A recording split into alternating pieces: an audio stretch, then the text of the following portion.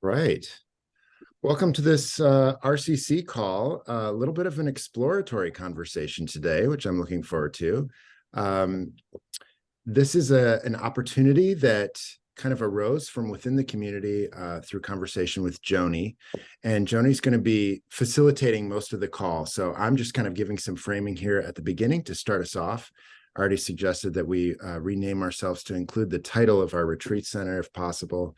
Other than that, welcome comments and ideas in the chat. Put as much in there as you'd like. That's a way for us to kind of catch what's pertinent to folks who are listening. And I wanted to let you know that Aaron and I are recording and we'll be taking some notes so that we can kind of track what's interesting, what folks want to follow up on, and make sure that we support Joannie, who has volunteered her time to show up and talk about this platform that she's developed. So Joannie is a program manager and comes to this with a lot of experience working in programming, and during the pandemic had to shift a lot of that into virtual programming. And through that has developed this platform, livism.com, which I'm sure you've seen. And so she'll be sharing more about that today. And we'll get to interact some around it after she's presented. So welcome, Joannie. I'll turn it over to you. Thank you so much, Ben. And thank you, Ben and Aaron, for setting up this conversation today. Thank you, all of you, for showing up and sharing your interest with this platform. Some of you I may have already met in other RCC calls, but I'm sure that this is probably our first time connecting. So I thought maybe I would start the conversation off with a brief introduction about myself and how this idea came to be. And then I thought I could go into an overview of the website, and then we can move into a discussion about how the platform could be adapted to fit each of your center's needs. Does that sound like a good plan for everyone? Yeah, see some head shakes. Good, great. So a bit about myself. From a very young age, I would say that I consider myself a seeker of wisdom and knowledge. I was really curious about the deeper mysteries of life, and coming from a Chinese heritage, I grew up around a culture of superstitions, exotic herbs and foods, and these really random learnings about something called energy or qi.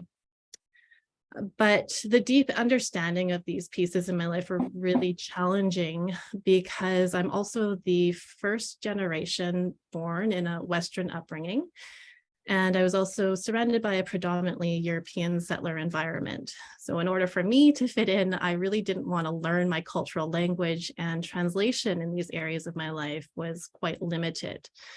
My parents were also more of that mindset of, we do these sorts of things because that's just the way that we were taught, and that's just the way it was done, without any sort of further explanation. And I want to add that I grew up in the 80s, so I didn't really have the internet to ask. But the thing is, whenever I got a chance to come across a book that had these hints of deepening, I would really relish in those meanings. And I kind of think that if I were growing up in this age of social media and access to all of these internet pieces, I'd probably be a teenager with all of these one-liner quotes plastered all over my wall. Anyways, the thing is, this type of yearning at a young age really left me in a vulnerable position.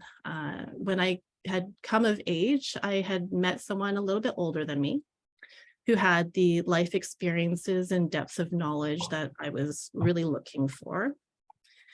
And with this person, I was able to expand in learning about holistic health and healing, learning about traditional medicines in Chinese and Ayurveda. I also had time to contemplate on philosophy and religion, and took time to practice in meditation practices.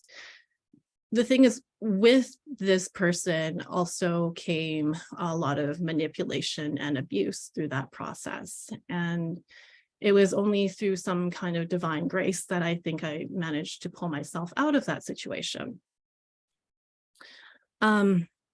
But it's been a continuing learning process. And from there, I dove into something called neuro-linguistic programming to really change that story of trauma and re-empower myself to discover and engage in realizing my potential. I since had opened up a health and wellness clinic for a few years, but through that process, I also learned I needed to know a little bit more about running a business. And I had the opportunity to go to university and get my bachelor's of commerce. And through that, gained very valuable insight into entrepreneurship. So much so that I was part of a team to win a $100,000 startup pitch competition sponsored by RBC Bank. This led me into a world of startup culture and that importance of thinking fast, lean, and agile. The thing is also in that environment, it breeds a lot of inauthenticity and it's extremely fast paced, not really in line with my values. So I stepped back from that place and started to look for something a little quieter. I ended up moving from the city and moving to a more rural environment. And that's how I found the Naramata Center, which is a spiritual and educational retreat center located in the Okanagan of British Columbia. At the time, they were hiring for a program manager, and I joined their team on March 15th, 2020.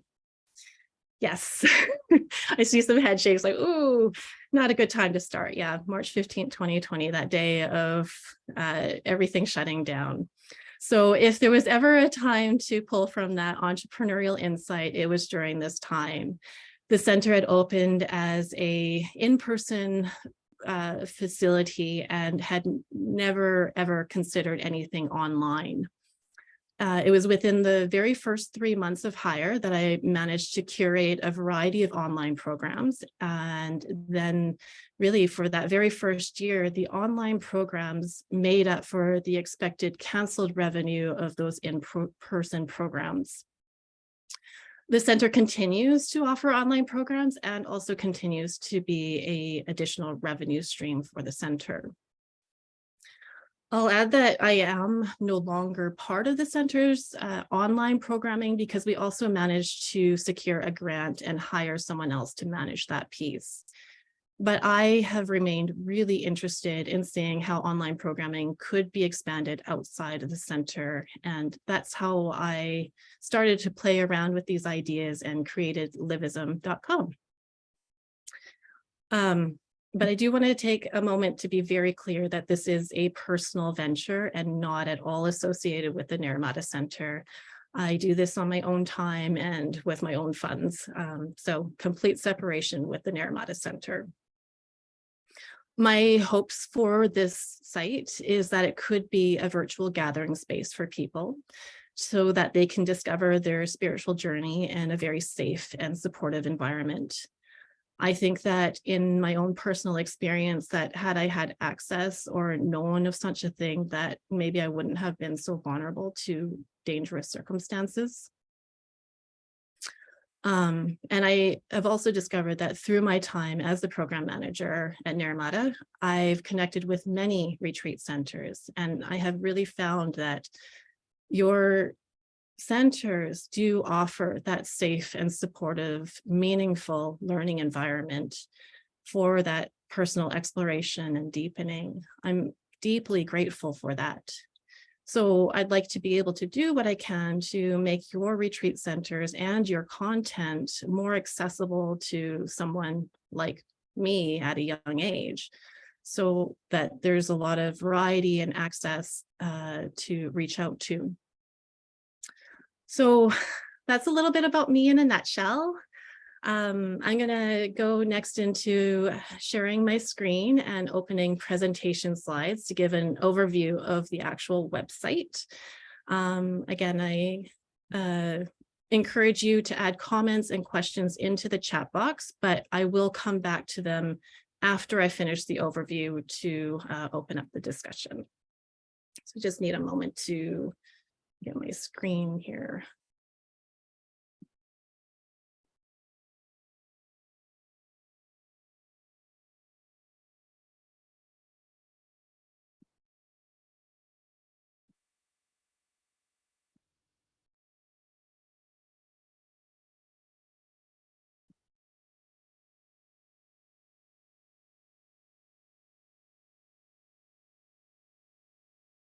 I just want to check in with Ben. Do you see the Yep, screen? Okay. I see your opening slide. Yep. Okay, fantastic. So welcome to Livism.com, a learning management system for retreat centers and facilitators. Here is a quick look at the homepage. And I want to make sure clear that this is also a prototype. It's functional, but there's still lots of work to do. And the thing is, with this conversation, before I put in all the work, I hope to discover if there is really a need and an interest for such a site, and also how it can be adapted to best serve this community.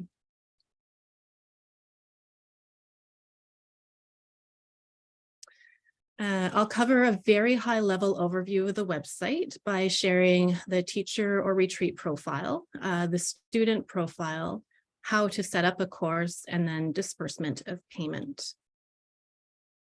So here's a look at the teacher dashboard and profile. When a teacher creates an account, this is what they will likely see on their account. The dashboard shows how many courses they've created, the number of students that are enrolled, and their earnings. If the teacher is also registered for their own courses, they can also see what they've enrolled in and their completed courses. Their profile allows them to create their public profile and bio by adding photos and information about themselves.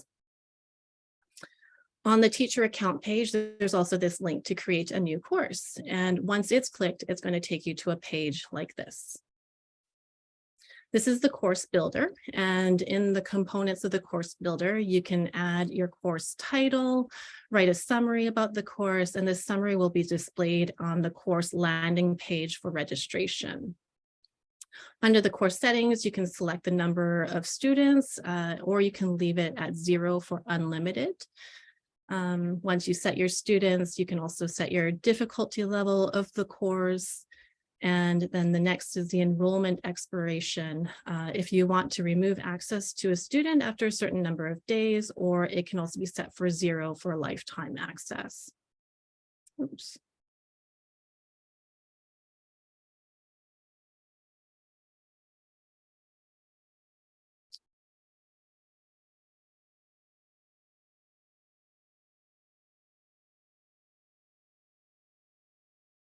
The wrong point.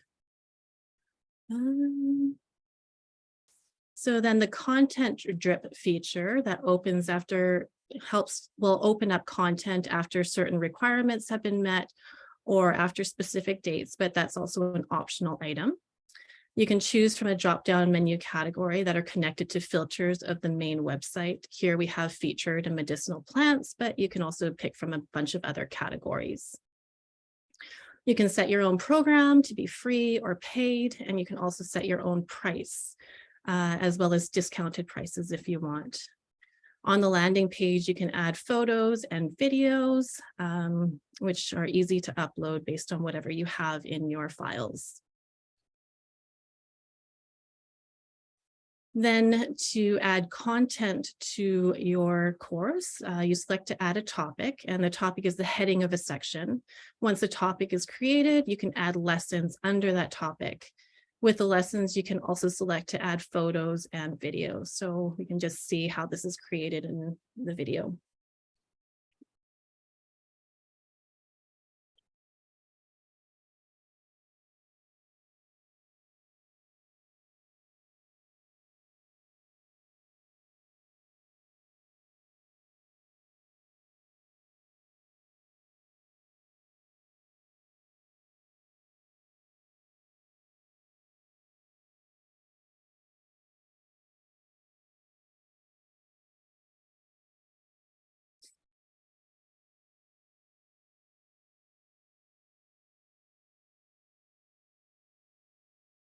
So you can add a variety of different lessons. It can either be videos or written material, or in this case, you can also add a Zoom session as a lesson topic. It can be in the place of a lesson or in addition to the material content. Alternatively, you can also just offer live sessions and set Zoom meeting dates instead.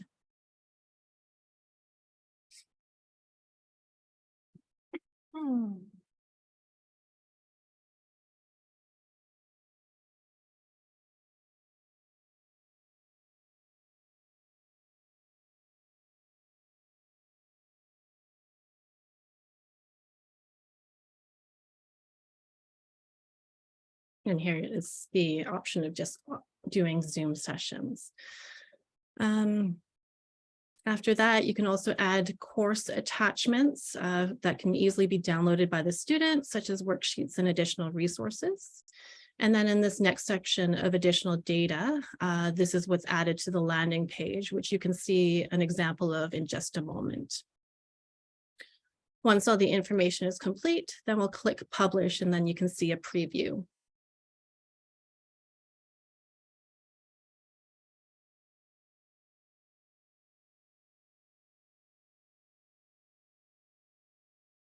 So here's an example of the course registration page. And in this case, the student has already registered for this course, which is why you see that Start Learning button on the side.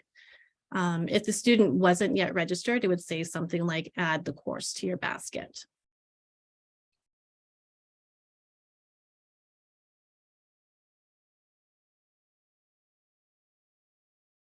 So then going on to the student dashboard, it's going to look similar to the teacher dashboard, but the student will only see the courses that they're enrolled in.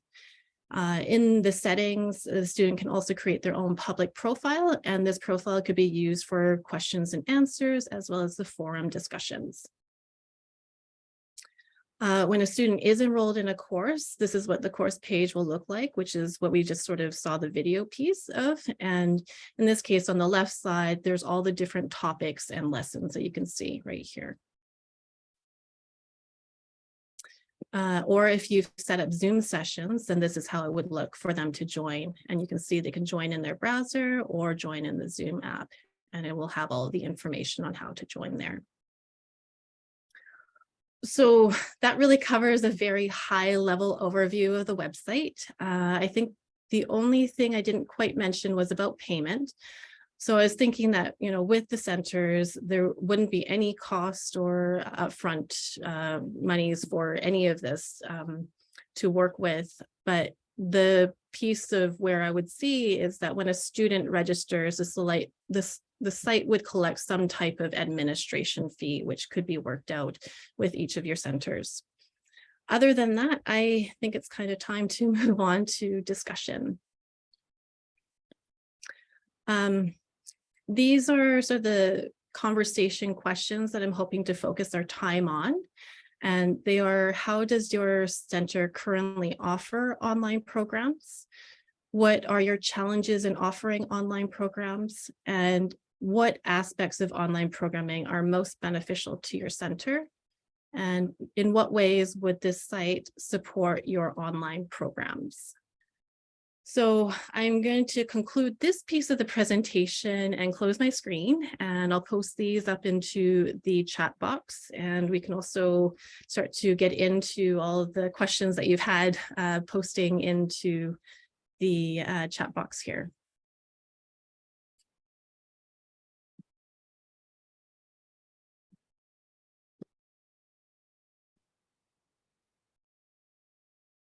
Okay, here we are.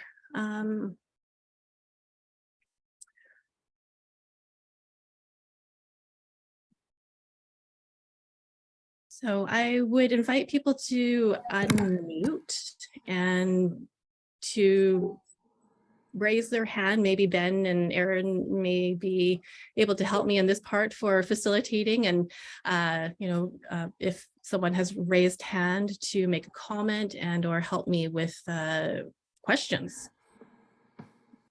Great. Let's maybe start with Lori, and then Right. we'll get into the chat as well.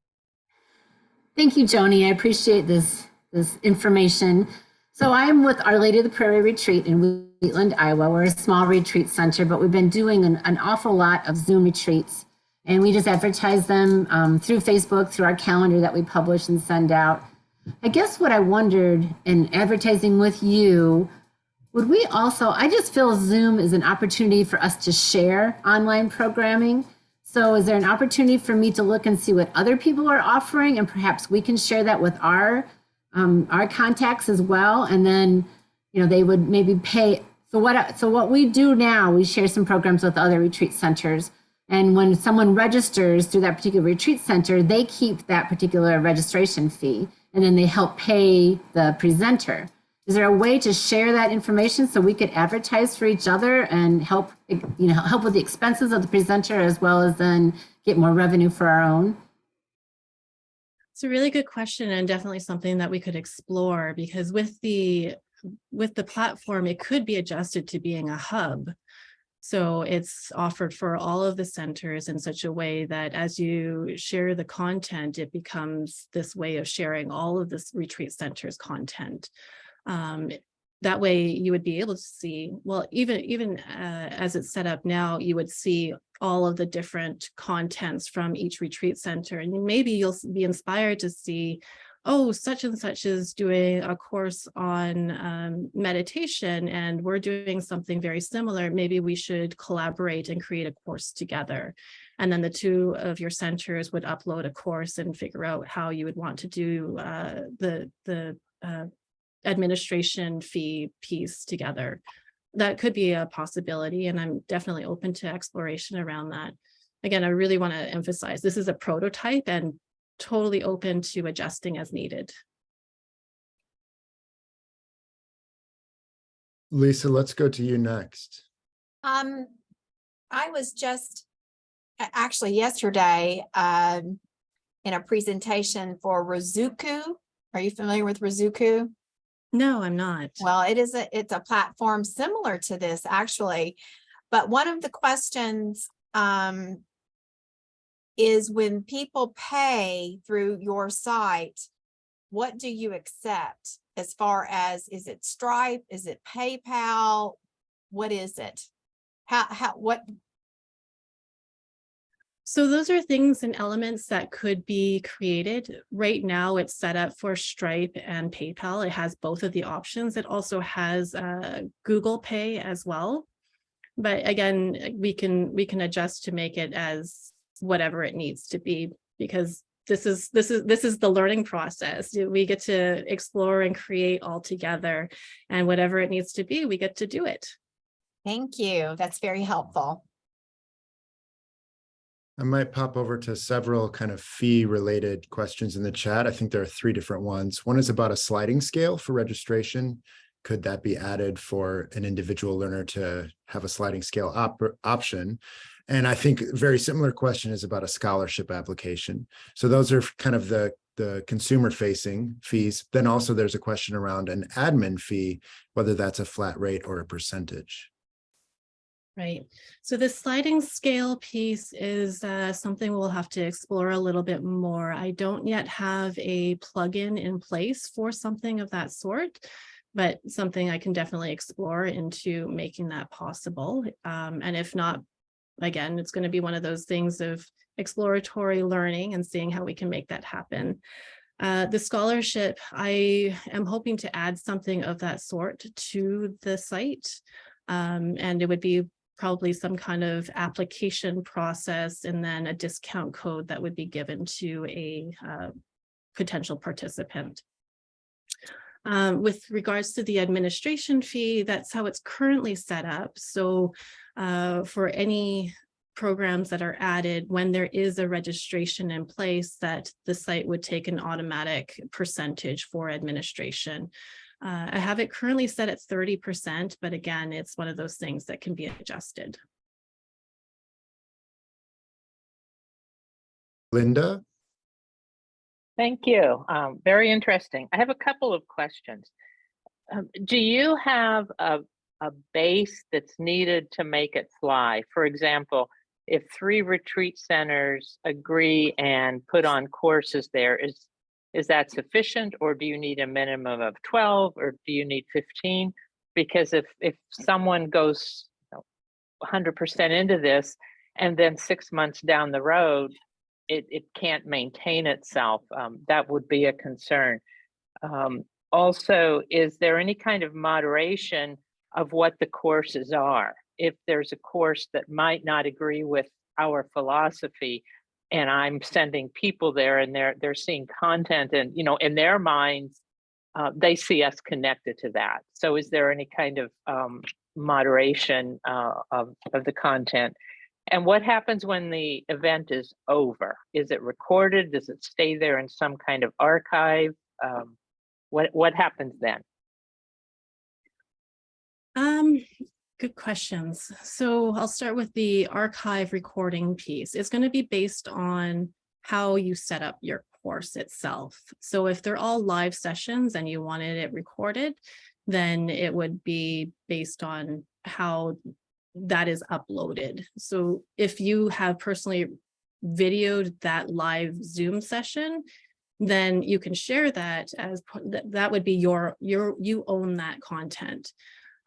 If you upload written content with pre-recorded videos, then it would just stay up there until you take it down. So for whatever period of time, it will just be up there until you take that down.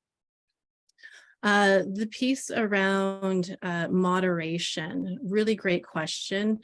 I think that that's a little bit further down the road of the creation of the site, because I would like to see in a proper sort of organization, a bit more of a board of directors or something of that sort that has that appeal of how to create this site in such a way that makes it the most meaningful and beneficial to all communities.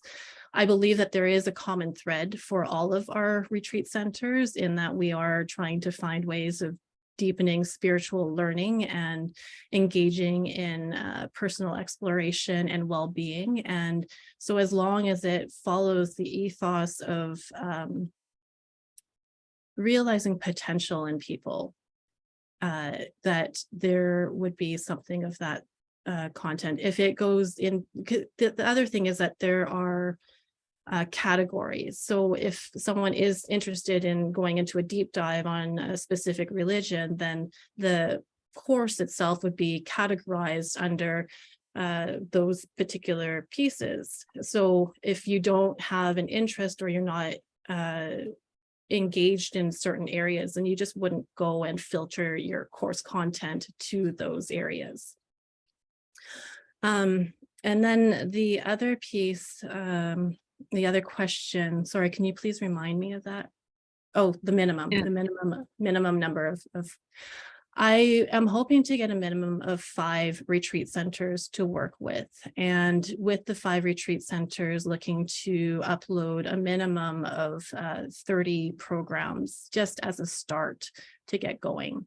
And then from there, seeing how the traction will work from that point. And again, it's going to be a process. It's going to be messy. I was telling Ben that this is a prototype, and I am really in this place of wanting to play with each of you. And I'm in this, and I'm hoping that others would be willing to be in this too, even through all the messiness. Thank you very much. Very helpful.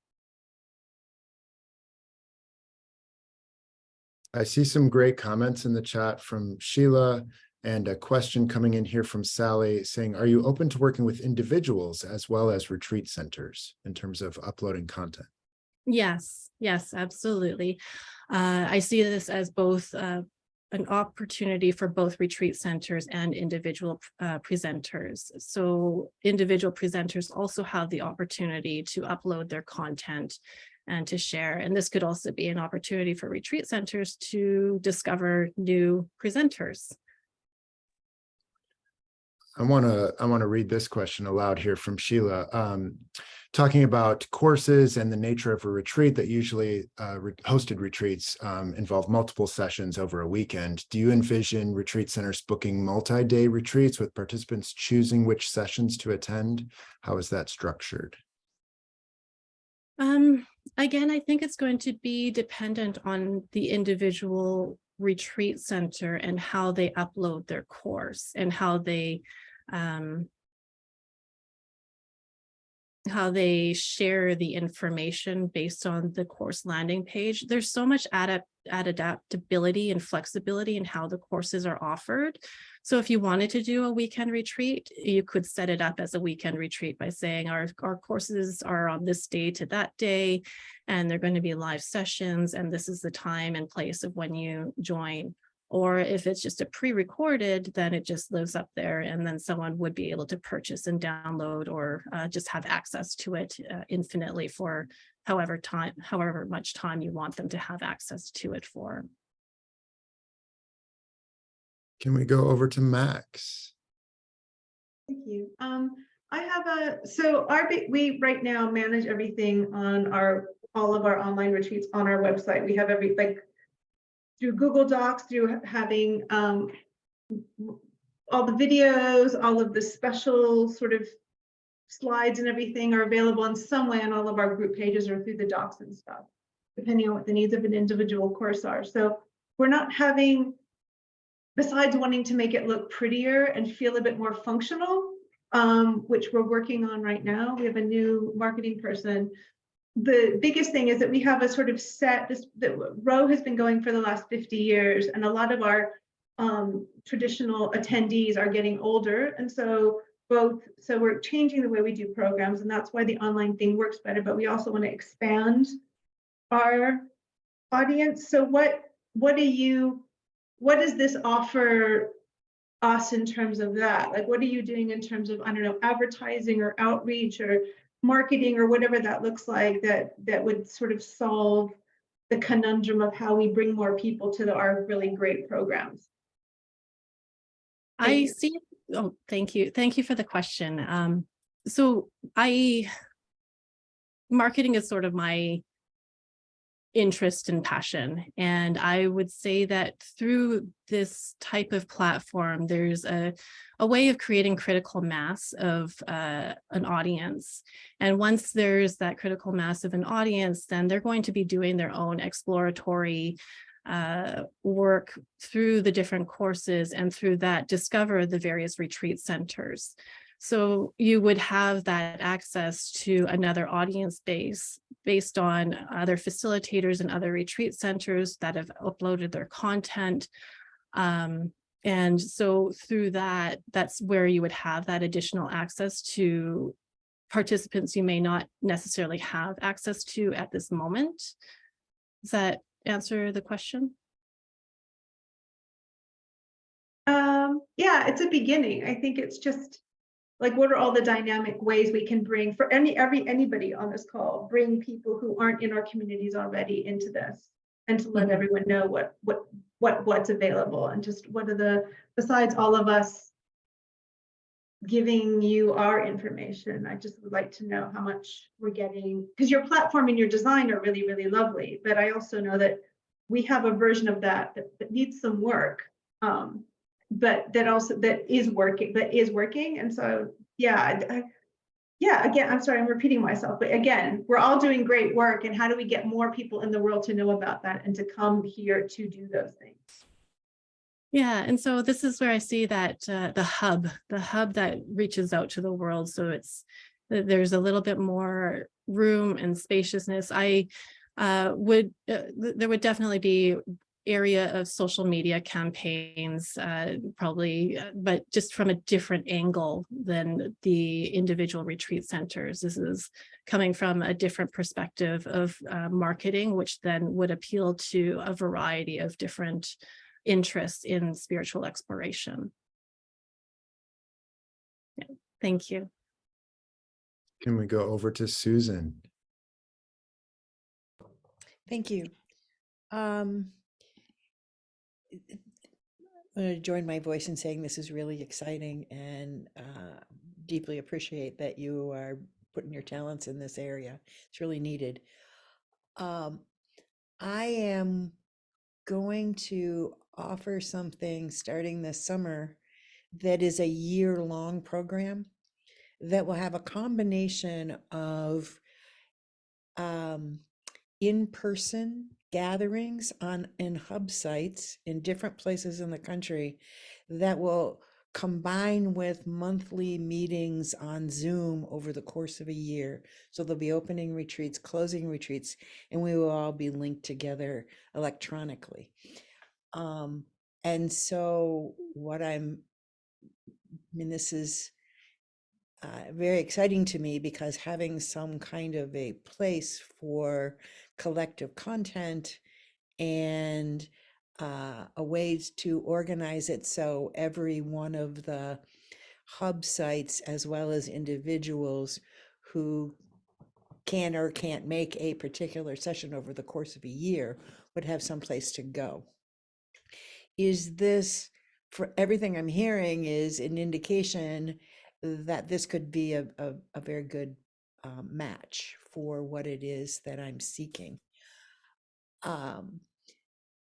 And I am, and this may be an offline conversation to have later if you are willing to entertain it. I am trying to set up programming that I'm offering here at my priory through my order that is on a gift and sustainability model.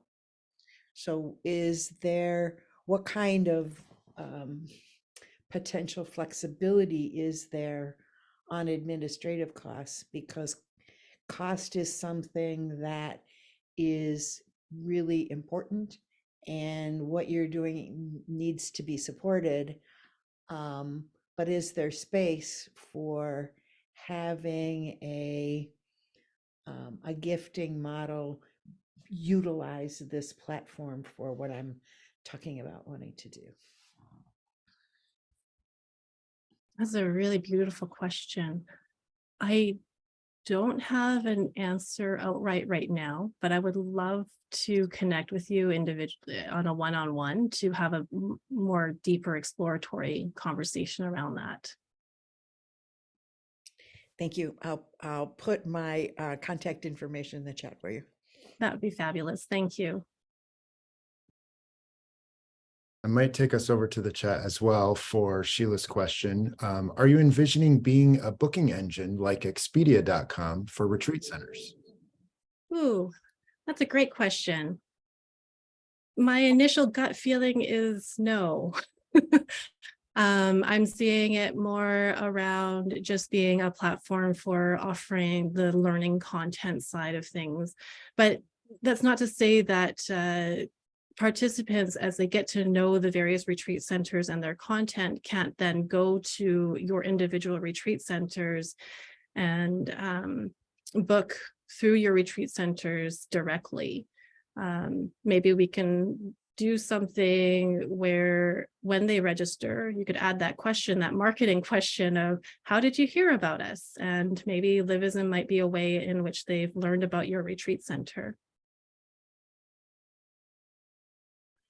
Over to Linda. Johnny, your comment about critical mass is key. I'm in marketing too, and I get that 100%. So one of my thoughts, we are not technically a retreat center, but we have groups come to our monastery.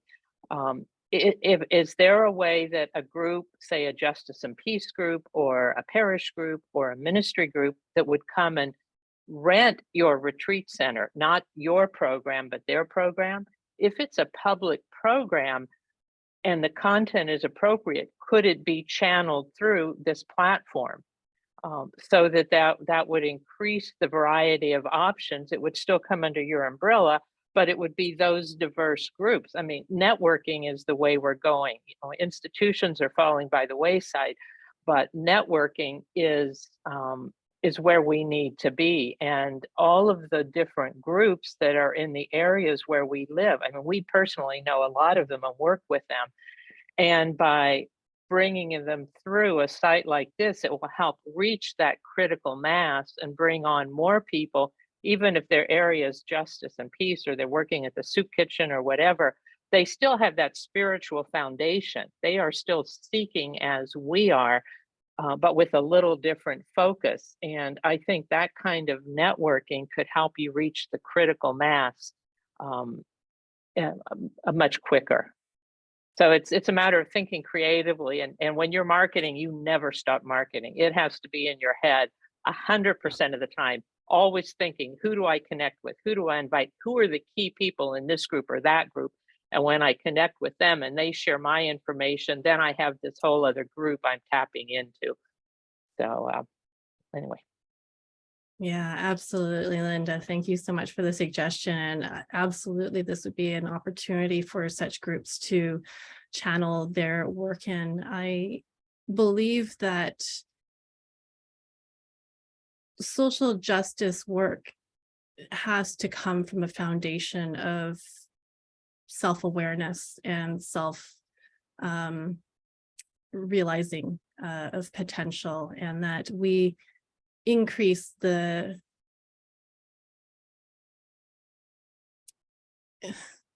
the awareness of humanity when we are able to increase the awareness of self. So yes, absolutely. This would be a great way to channel their content.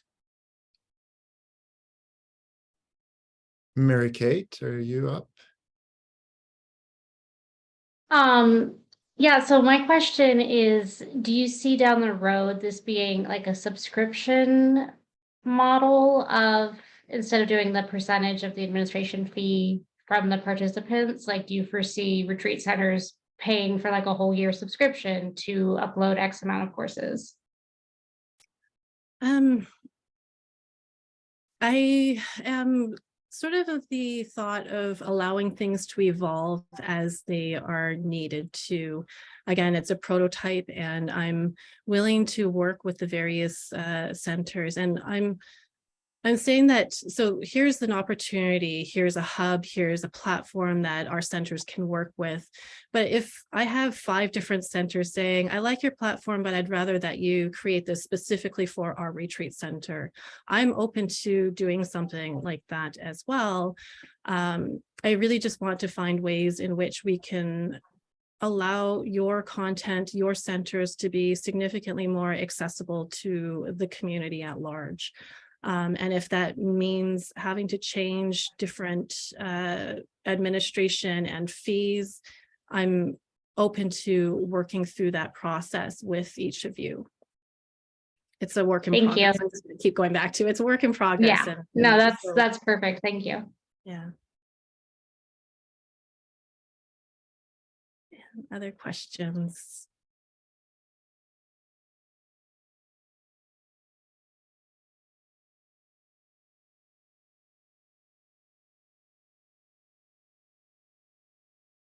I see a question here from Ling.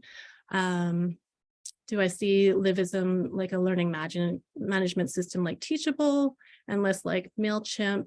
And where did the name Livism come from? That's a great question. So I do see it as a learning management system similar to Thinkific or Teachable, but it's significantly more expansive in its availability to other teachers and facilitators. You're not limited to the number of teachers that you can add to the site. You're not limited to the number of courses you can add to the site. It's just a lot more flexible and adaptive. And then the name Livism just sort of came from a brainstorming with my husband, and we're just playing around with, well, I really want it to be a site around how we realize our potential and what are all of those different things in which we do on our day-to-day lives to make our lives more meaningful and purposeful each day. And we were just playing around with different names, and Livism just kind of came up, and it's not really an actual word. And I've given it its own sort of definition in the hopes that it kind of meets the ideas of what I see as being created here. That's awesome, Joanie. I just wanted to say I see your marketing chops. It's a very memorable name. It's great. And thanks for answering the question about the platform. I was just trying, because there have been so many questions around marketing, and I see this more as an LMS and less like I mean, it may have the potential to become a hub, but it's more of a place for your courses to live, and it's really customized for retreat centers. Is that sort of the way you're thinking about it? Yeah, and the other thing is that it removes the need for retreat centers to have to buy another site, to subscribe to another software, to have to manage another software piece. In this case, it's there, and whether or not a course is going to work, here's a place where you can test that course and see if it's going to fly with your retreat center. So there's no major risk of adding to the site. It is a learning management system, and it's just a place to upload and keep your course content without having to have a bunch of other subscriptions. That's super helpful. Thank you. And it's nice to reconnect. I haven't seen you since our days at Hollyhock and Naramata. Just want to say hi. It's good to see your name pop up on the chat. So thank you. Yeah, well done.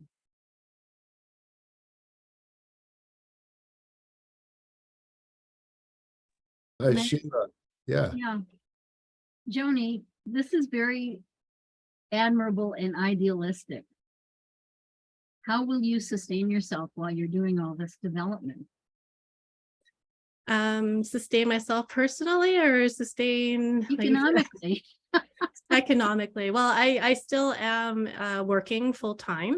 Oh, okay. And and my husband also works full time. So this, I will be able to sustain myself economically through this period of time. Plus, you know, I have a little bit of savings. I hope that through this process, it won't have to be too much of a deep pocket dive. But yeah, I get, the other thing is that I have a really vast entrepreneurial community that I can outreach to as well for potential funding. But again, I have to prove the concept and prove that there is traction here before I do that next step of outreach. But thank you for asking. Well, everybody has to have a passion project, right? Yes, yes. Good. This is mine. Good job. I'll keep sending you suggestions about comparable platforms. None of the ones I'm familiar with or that I'm using is exactly like what you're suggesting, which in marketing channel terms is a very good thing. Linda, double check me, please. That you have to, when you're launching a new thing, it has to be like something else so that people can comprehend what it is, but enough different to differentiate you to your chosen market, to your ideal customer. But I think you're in that sweet spot right there. So good job on that. Appreciate that, Sheila. Thank you.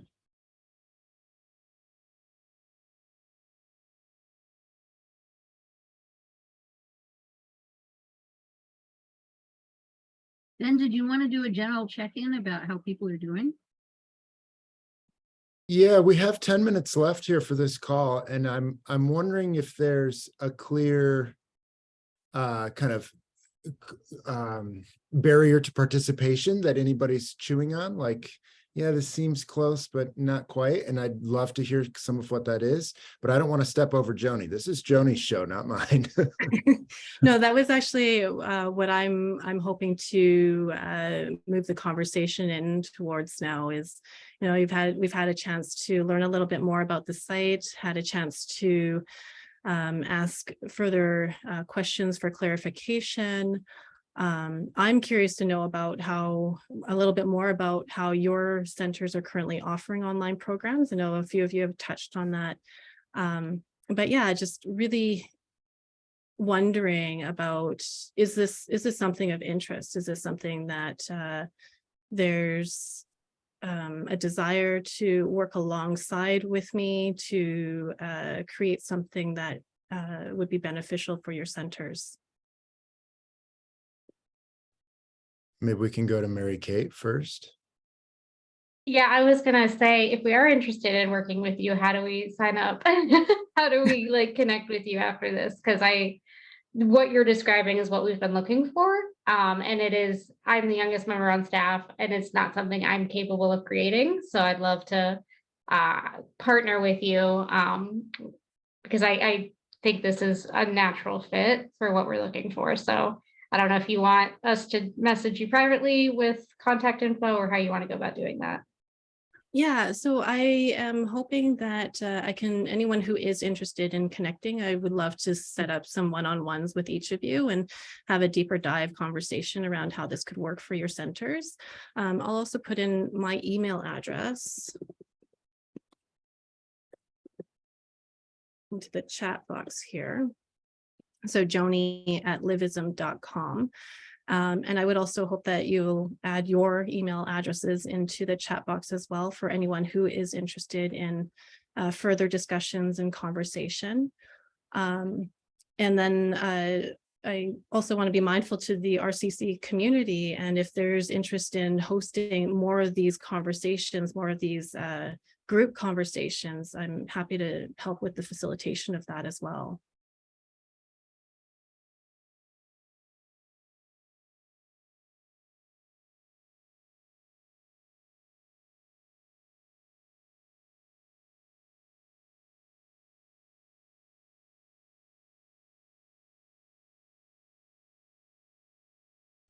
Are there other folks who have more comments to share about how this is landing for them?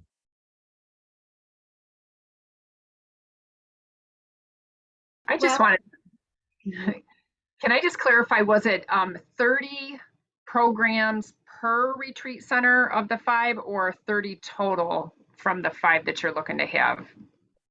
30 total from the 5 that I'm looking to have, so about 6 courses each. But yes, that's a great question. And then over to Lisa.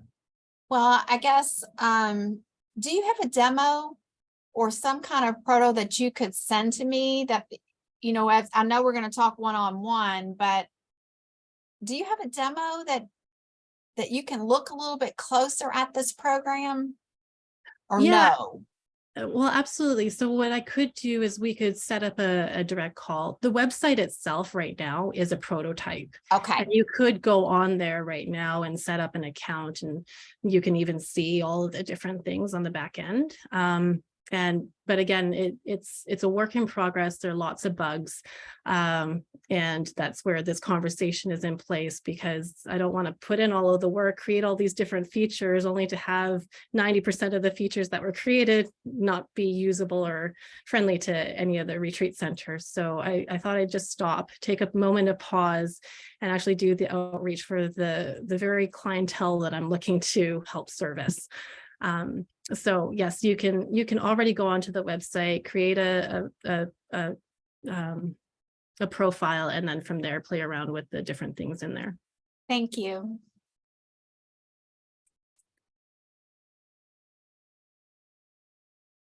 Any other sort of burning questions for anyone?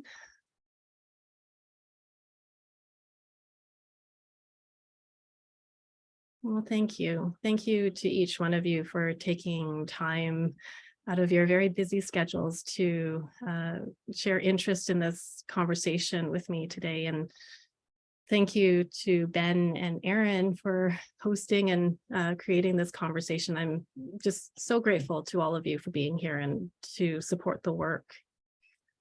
I guess I'll just pass it back over to Ben and Erin to create closing remarks. Sure. Thanks for being here for that beautiful presentation, which I'm jealous of. That's a lot of work captured in 5 short minutes. So I think we can all appreciate the professional gloss that you're delivering with this platform. I think for me, this opportunity to kind of riff with each other and explore and create together is part of what RCC is created for. And so if we get another opportunity with Joannie to have a call like this again, I'll be excited to invite you back and to say, you know, what's happened, what are some of the new needs from centers, what are some of the new offerings from the platform, how do these go together? So be looking for that. If that emerges, I'll be happy to send out that invitation. And then also from this conversation, if you end up having another question or you want to contact one of us to see if there's someone else that was on this call that wants to collaborate on something, or, you know, any other kind of connective piece, feel free to reach out to me or reach out to Joannie directly. Her email address is in the chat. And thank you to Erin for taking the notes today. I believe that's all I have on my end. I'm really grateful that you were all able to come. Yes, thank you so very much. Thank you. Thank you for creating a safe space to talk about things. Yes, Appreciate you.